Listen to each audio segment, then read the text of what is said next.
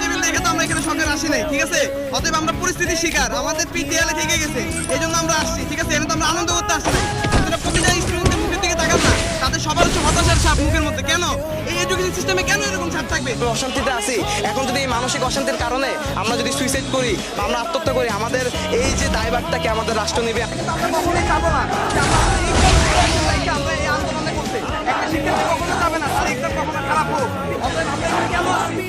চাপিয়ে দেওয়া যে এই যে ওজন, এই যে এডুকেশন সিস্টেমটা, এটা আসলে আমরা চেঞ্জেস, এটা কেন আসবে এতদিনে? কারণ তার এই যে অযৌক্তিক সিদ্ধান্তের কারণে কিন্তু আসছে। এই যে আমাদের যে এডুকেশন সিস্টেমে যে আমাদের যে মূল্যায়ন করা হয়, মূল্যায়ন যে পদ্ধতি, এটা ভাই আমরা পুরো জাতি চাই।